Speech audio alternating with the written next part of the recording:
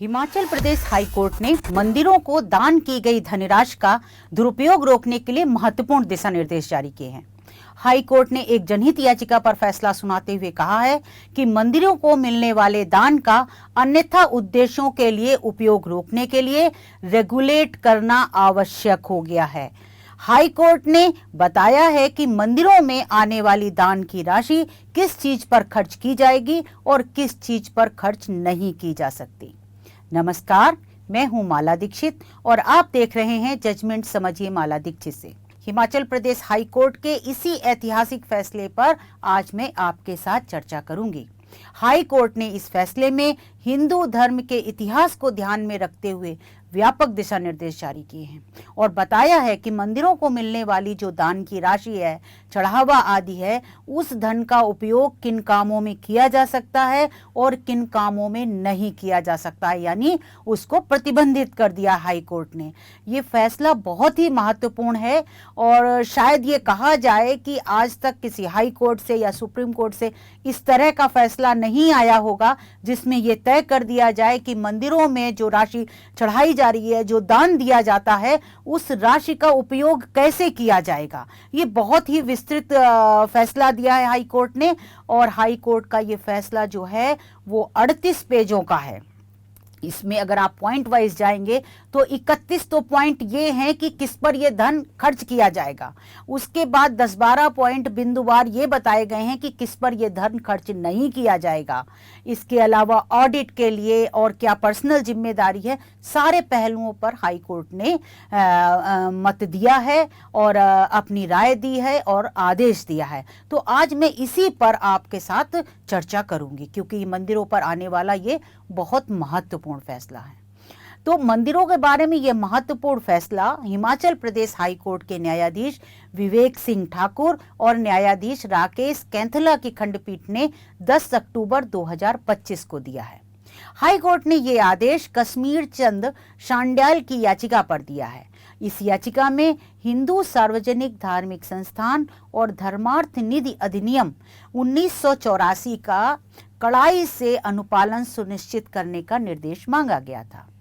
जो याचिकाकर्ता था उसने दान राशि का विशेष रूप से बजट तैयार करने, खातों के रखरखाव और व्यय करने से संबंधित प्रावधानों के अनुपालन की मांग की थी। यानी पूरा बजटिंग कैसे होगी, जो दान की राशि आएगी उसका ऑडिट कैसे होगा, खातों का रखरखाव कैसे होगा, उसका खर्च कैसे होगा, ये सब चीजें इस याचिका में मांगी गई थी जिस पर कि ये हाई कोर्ट ने फैसला सुनाया है।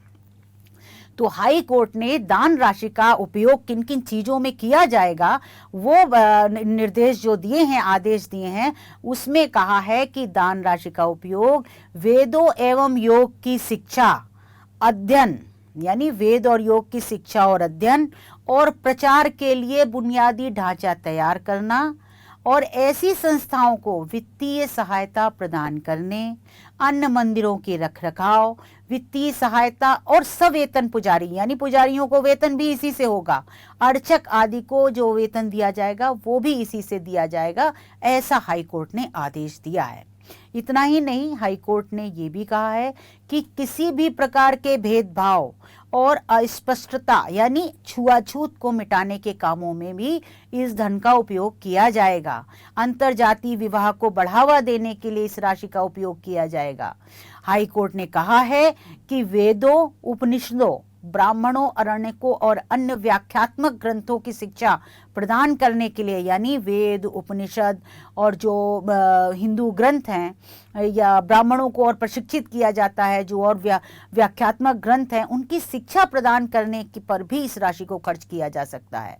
और साथ ही ऐसी संस्थाएं जो ऐसी शिक्षा दे रही हैं, ऐसी संस्थाओं और वेद गुरुकुल स्थापित करने में हिंदू धर्म के सभी संप्रदायों और जातियों के पंडितों, पुजारियों को धार्मिक अनुष्ठान करने के लिए प्रशिक्षित करने हेतु जो एक बुनियादी ढांचा और व्यवस्था बनाई जाएगी, उस पर भी इस धन का खर्च किया जा सकता है और होना चाहिए, उस पर इसका खर्च होना चाहिए।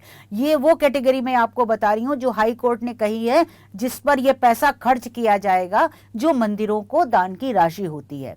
हाई कोर्ट ने कहा है कि हिंदू धर्म के प्रचार और प्रसार के लिए विश्वविद्यालयों में छात्रवृत्तियां और सीटें प्रदान करने के लिए दान राशि का उपयोग किया जा सकता है। कोर्ट ने न केवल किसी विशेष संप्रदाय या हिंदू धर्म या हिंदू दर्शन के अनुयायियों के लिए, बल्कि प्रत्येक जीवित मानव के लिए दान देने के महत्व को बढ़ावा देने, यज्ञशालाओं और हालों का निर्माण करने, जिनका उपयोग विभिन्न अनुष्ठानों जैसे उपनयन संस्कार होता है हिंदुओं में, नामकरण संस्कार होता है, विवाह संस्कार होते हैं, इन सब के लिए जो हॉल बनाए जाते हैं, उन सब के निर्माण या यज्ञशालाएं हैं, उनके निर्माण वगैरह पर भी ये धन खर्च किया जा सकता है, ऐसा हाईकोर्ट ने आदेश में कहा है।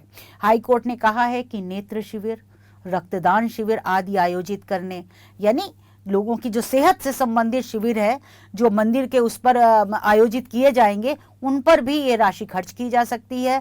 और मवेशियों की सुरक्षा यानी पशुओं की सुरक्षा और देखभाल के लिए, गौशालाओं का संचालन और प्रबंधन करने के लिए तथा निराश्रित जो आश्रयहीन लोग हैं उनके लिए, वृद्धाश्रमों के लिए और अनाथालय और ऐसी चीज़ों की सहायता में इस धन का उपयोग किया जाएगा। ये साफ साफ कहा है हाईकोर्ट ने अपने ऑर्डर में कि इन सब चीज़ों पर जो मंदिर की दान राशि है उसको खर्च किया जाएगा। कोर्ट ने दान राशि का दुरुपयोग रोकने के लिए भी ऑर्डर किए हैं और वो आदेश दिए हैं जिसमें कहा है कि इस संबंध में कुछ चीज़ें ऐसी बता दी हैं, कोर्ट ने पॉइंट वाइज बताई हैं, जिस पर ये राशि खर्च नहीं की जाएगी। उस पर पूरी तरह प्रतिबंध लगाया है कोर्ट ने कि इन चीज़ों पर यह धन खर्च नहीं किया जा सकता। तो वो कौन कौन सी चीज़ें हैं? कोर्ट ने कहा है कि दान राशि का उपयोग उन सड़कों, पुलों और सार्वजनिक भवनों के निर्माण के लिए नहीं होना चाहिए जिनका निर्माण करना सरकार की जिम्मेदारी है, यानी जो सरकार को निर्माण करना है, जो सरकारों द्वारा बनाए जाने हैं या जो मंदिर से जुड़े नहीं हैं। तो इसमें एक चीज़ समझ लीजिए, जो मंदिर से जुड़े पुल होंगे, भवन होंगे, सार्वजनिक भवन होंगे जहां तीर्थयात्री रुकते हैं, तो वो सब तो बन सकते हैं, लेकिन जो सरकार को बनाने हैं, जो सार्वजनिक लोगों के सभी के लिए हैं, वो इस पर वो धन खर्च नहीं होगा। कोर्ट ने ये भी कहा है कि किसी भी सरकारी कल्याणकारी योजना के लिए ये धन खर्च नहीं किया जा सकता। ये बहुत बड़ी बात कही गई है कि किसी भी सरकारी कल्याणकारी योजना में सरकार ये धन खर्च नहीं कर सकती है। ये मंदिर के और बाकी जो धार्मिक हिंदू धर्म के प्रचार प्रसार, धार्मिक कार्यों और जनहित के कार्य वैसे से हो जाएगा, लेकिन सरकारी कल्याणकारी योजना में मंदिर को मिलने वाली धनराशि का उपयोग नहीं किया जा सकता। इसके अलावा निजी व्यवसायों या उद्योगों में निवेश के लिए ये धन उपयोग नहीं किया जा सकता। दुकानें, मॉल या होटल चलाने के लिए मंदिर की दान राशि का उपयोग नहीं किया जाएगा। इस पर प्रतिबंध लगाया है हाई कोर्ट ने। कोर्ट ने मंदिर कमिश्नर सहित मंदिर अधिकारी आदि के लिए वाहन खरीदने के लिए भी इस राशि के उपयोग पर रोक लगा दी है। यानी ऐसा नहीं कि उससे से खरीद करके फिर निजी काम में वो वाहन लाया जा रहा है, ऐसा नहीं हो सकता है। और मंदिरों में ये भी कह दिया, ये बहुत महत्वपूर्ण बात है जो मैं आगे आपको बता रही हूँ, कि हाई कोर्ट ने कहा है कि मंदिरों में आने वाले वीआईपी के लिए उपहार खरीदने में, जैसे कि स्मृति चिन्ह है, तस्वीरें हैं, मंदिर की तस्वीर आदि खरीदना है, इस सब में दान राशि के पैसे का उपयोग नहीं किया जाएगा। हाई कोर्ट ने इसको प्रतिबंधित किया है कि यानी जब भी आप देखिए कोई वीआईपी जाता है मंदिर में, तो जो मंदिर प्रबंधन वगैरह है उनका स्वागत करते हैं और उन्हें कोई मोमेंटो वगैरह भी देते हैं उपहार। तो हाई कोर्ट ने स्पष्ट मना कर दिया कि इस पर यह दान की राशि का खर्चा नहीं किया जाएगा। इसके अलावा कोर्ट ने ये कहा है कि मंदिरों को अपनी मासिक आय और व्यय और दान से वित्त पोषित परियोजनाओं का विवरण और ऑडिट का जो सारांश होगा, निष्कर्ष होगा, वो नोटिस बोर्ड या वेबसाइटों पर सार्वजनिक रूप से प्रदर्शित करना होगा। ये आदेश दे दिए हैं, यानी पूरा खर्चा, आना जाना, जो आय व्यय है, पूरा ब्यौरा जो है वो सार्वजनिक रूप से दिया जाएगा, पब्लिक किया जाएगा, ये कह दिया है हाई कोर्ट ने अपने आदेश में। तो और कहा है कि इससे क्या होगा, हाई कोर्ट ने कहा है कि ऐसा इसलिए जरूरी है ताकि भक्तों को ये विश्वास पैदा हो कि उनके दान का उपयोग धर्म के प्रचार और हिंदुओं के कल्याण के लिए किया जा रहा है। कोर्ट ने स्पष्ट किया है कि अगर कहीं यह पाया जाता है कि किसी ट्रस्टी ने मंदिर के धन का दुरुपयोग किया है या दुरुपयोग करने का वो कारण बना है या दुरुपयोग या उससे जो भी अव्यवस्था पैसे का किया है उसने, तो उससे ये राशि वसूली जाएगी उस व्यक्ति से, ये भी हाई कोर्ट ने बोला है। और ऐसे धन के दुरुपयोग के लिए वो व्यक्ति व्यक्तिगत रूप से उत्तरदायी होगा, ये हाई कोर्ट ने आदेश में कहा है। कोर्ट ने कहा है कि ये हमेशा याद रखना चाहिए कि देवता एक न्यायिक व्यक्ति है, एक जुडिशियल पर्सन माने जाते हैं देवता। भगवान जो हैं, आइडल जो हैं, वो देवता जुडिशियल पर्सन माने जाते हैं कानून की भाषा में। वैसे भी ये एक तय व्यवस्था है। तो हाई कोर्ट ने, हिमाचल प्रदेश हाई कोर्ट ने यही कहा है कि ये हमेशा याद रखा जाना चाहिए कि देवता एक न्यायिक व्यक्ति है, धन देवता का है, सरकार का नहीं। ये बहुत बड़ी बात हाई कोर्ट ने कही है कि धन जो चढ़ावा आ रहा है, जो राशि आ रही है दान में मंदिर के, वो धन देवता का है क्योंकि भगवान के लिए दिया जाता है, वो सरकार का नहीं है। और आगे भी हाई कोर्ट ने कहा है कि ट्रस्टी केवल संरक्षक है और मंदिर के धन का कोई भी दुरुपयोग आपराधिक विश्वासघात माना जाता है। यानी ना तो ट्रस्टी उसे अपना मालिक समझ ले कि उस धन का वो मालिक है, और ना सरकार। कोर्ट ने साफ कर दिया है कि धन देवता का है, सरकार का नहीं है, और ट्रस्टी उसका सिर्फ संरक्षक है। तो जो हाई कोर्ट ने ऑर्डर किया है, हाई कोर्ट ने कहा है कि लोग जो मंदिर में पैसा दान देते हैं वो ये सोच के देते हैं कि ये इस मंदिर के कल्याण में खर्च होगा, इस मंदिर का जो निर्माण है, जो जनहित के कार्य हैं उसमें होगा, हिंदू धर्म के प्रचार प्रसार में होगा, यही सोच के लोग पैसे दान देते हैं। और इस फैसले में कोर्ट ने डिटेल में हिंदू धर्म का जो इतिहास है, उसकी पृष्ठभूमि है, उस पर विचार किया है, और उस पर विचार करने के बाद ये आदेश दिया है, विस्तृत आदेश दिया है। तो मुझे लगता है कि शायद ये ऐसा ऐतिहासिक फैसला है जो अभी तक शायद ही किसी हाई कोर्ट ने या सुप्रीम कोर्ट ने इतने विस्तार से दिया होगा, इतने विस्तार से बताया होगा कि मंदिर में जो धन चढ़ाया जाता है या जो राशि दान की जाती है उसका उपयोग कैसे किया जाएगा, किन चीज़ों में किया जाएगा और किन चीज़ों में नहीं किया जा सकता।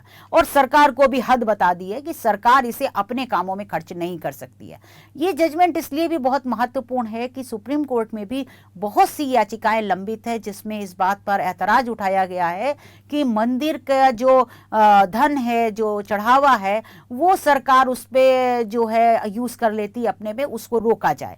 जो मंदिर का चढ़ावा, मंदिर का धन है, वो मंदिर पर, मंदिर का प्रशासन जो है उस पर सरकार का अधिकार नहीं होना चाहिए। इस संबंध में कई याचिकाएं सुप्रीम कोर्ट में लंबित हैं। और अगर देखा जाए तो ये फैसला भी कहीं ना कहीं, ये आदेश जो है उस मंशा को रिफ्लेक्ट कर रहा है, प्रतिबिंबित करता है। तो इस लिहाज से भी ये फैसला बहुत महत्वपूर्ण है और इसीलिए आज मैंने इस आदेश पर आपके साथ चर्चा की है। मैं तो ये कहूँगी कि आप सभी लोग ये जो आदेश है हाई कोर्ट का, आप उसकी वेबसाइट से निकाल करके देख सकते हैं, इसको देखें, पढ़ें और जानें कि हाई कोर्ट ने क्या कहा है। तो आज बस इतना ही। आप इस कार्यक्रम से जुड़े रहे, इसके लिए धन्यवाद।